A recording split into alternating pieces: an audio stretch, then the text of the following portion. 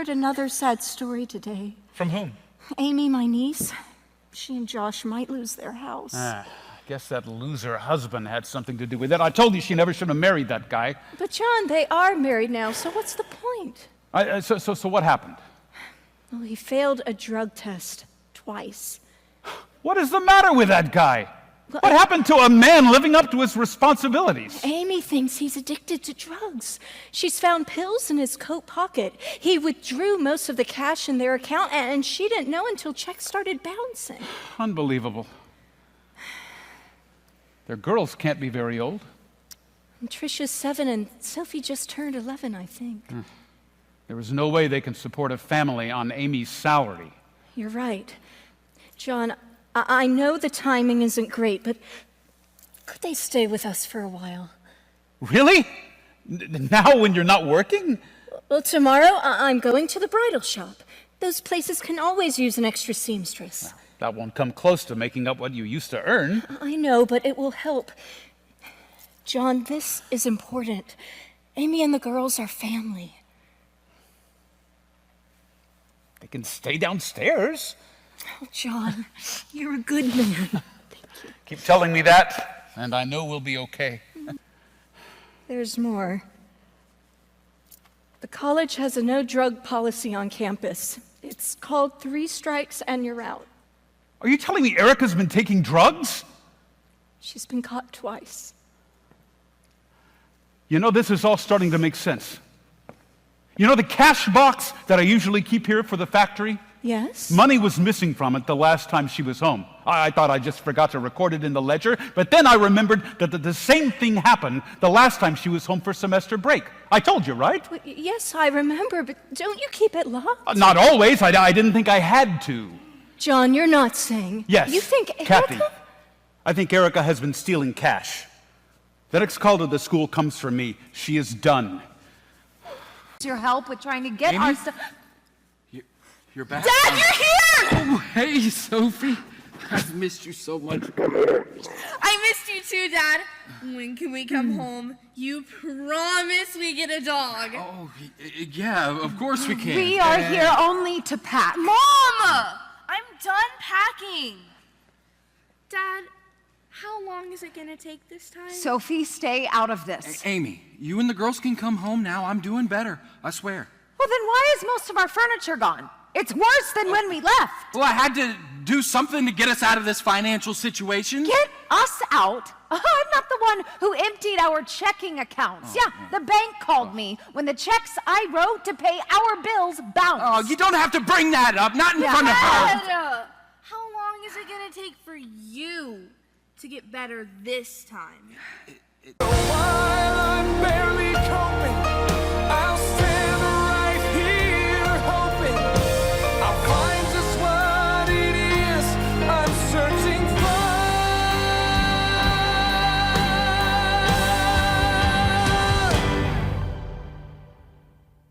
Where's the life that I've been waiting? The life that I've been praying for.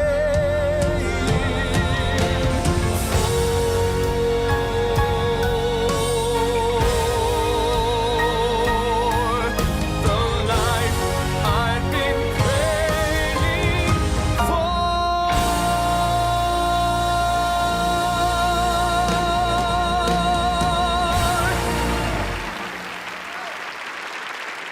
You talked to Amy recently? Last night, she told me that she wants a divorce. Josh, I'm so sorry. She's not answering my texts or my calls. How is she?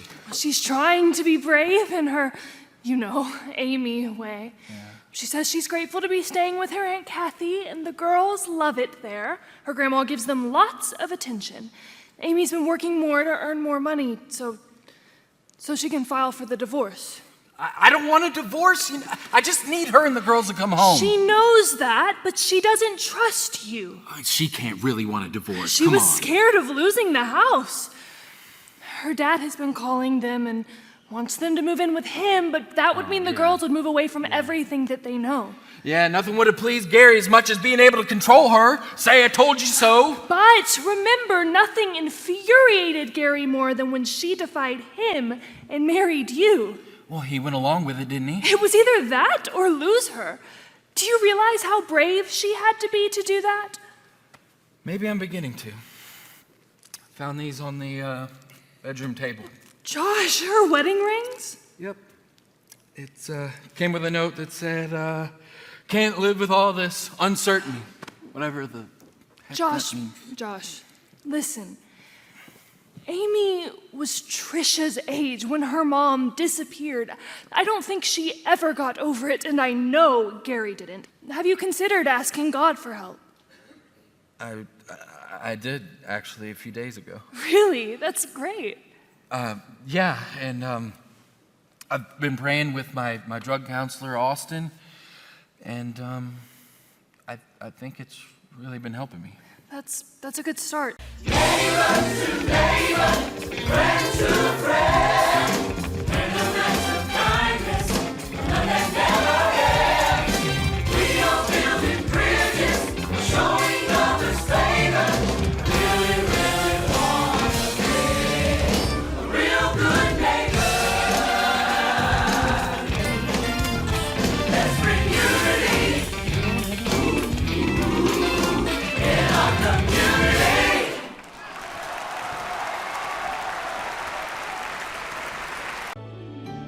Jesus, what am I going to say to Erica?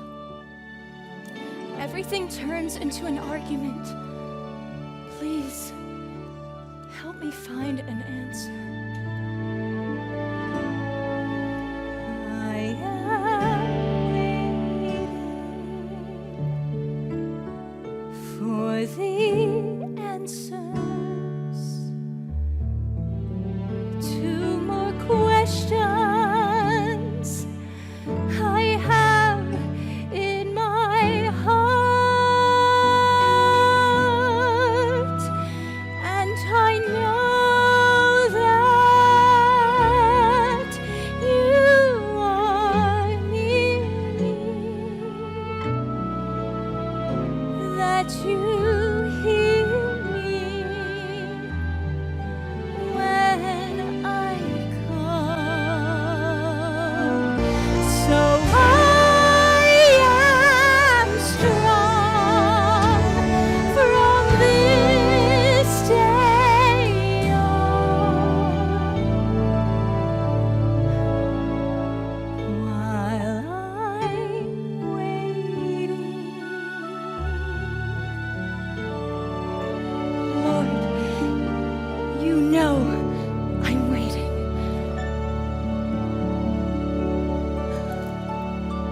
Why didn't you help me? Baby, I am trying. You really hurt me. Please don't start crying. Why can't you just try to understand? There simply isn't the money for you to go away to college now. But that isn't fair! Erica, we've been spending beyond our means for too long. We never should have promised to help pay for such an expensive private college. So what, I'm supposed to, work at a fast food place for the rest of my life? No, you can attend community tech college here and work part-time to help pay for school. Mother, I have, a right to lead my own life. Your own life? You have been stealing from your home. No, I haven't. You took money from your father's home office. You know that cash is for the factory. It wasn't me. I've seen Dad, take money out of that metal box lots of times. He also keeps careful records. There's been a pattern. Money's only missing after you've been home for a visit. That doesn't prove anything. I've noticed how calm you've been, even with Erica. What's changed? You know how I've been reminiscing about singing in the youth group? Yeah, I remember. I've realized somehow after high school, I just stopped following God.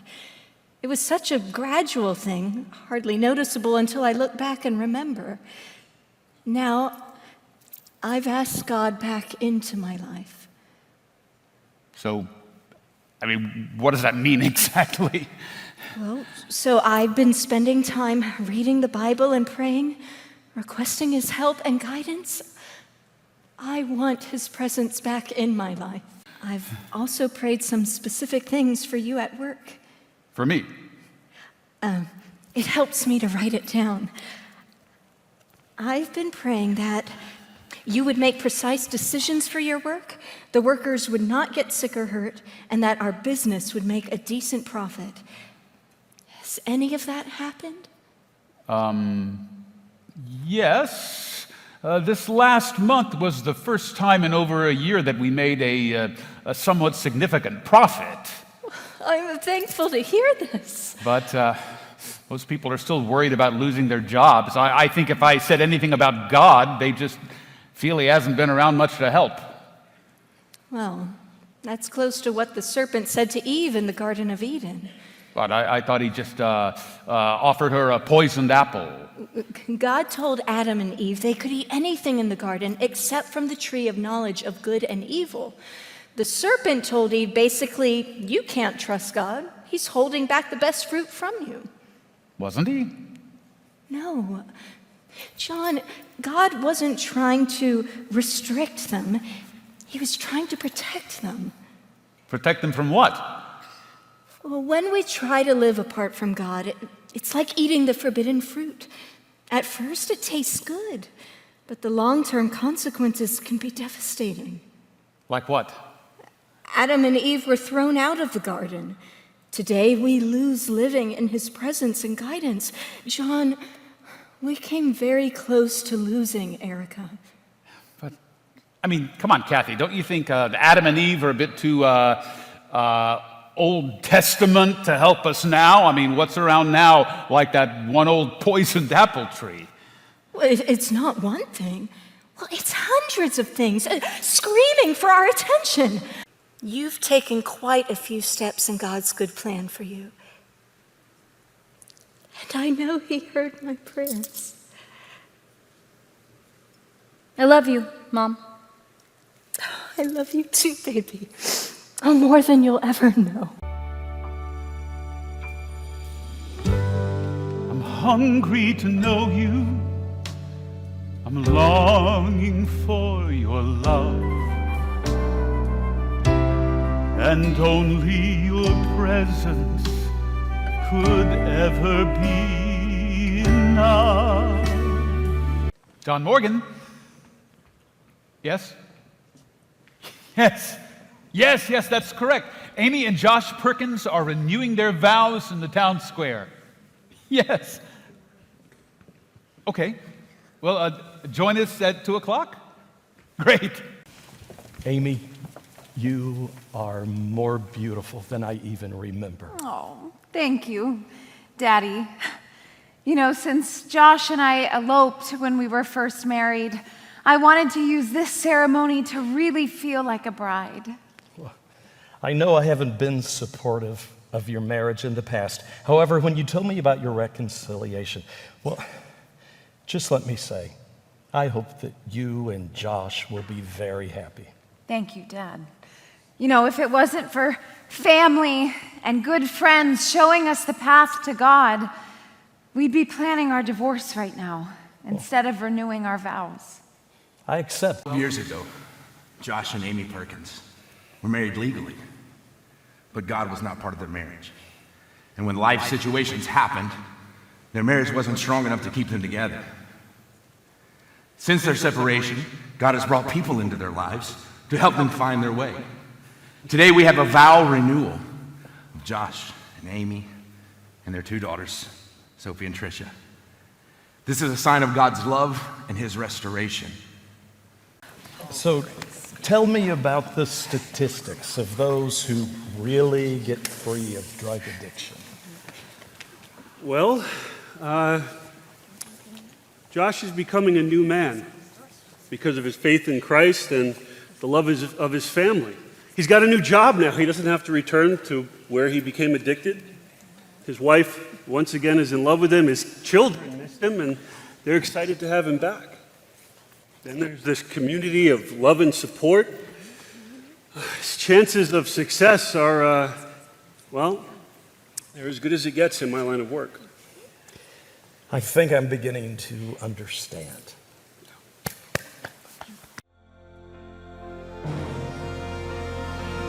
And now we're dreaming that you'll find the answer. We know that there's a God who will help you somehow. And while you are growing, you'll find peace in knowing you'll find just what it is you're looking for.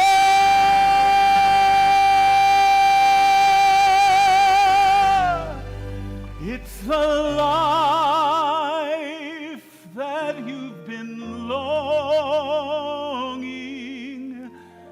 for.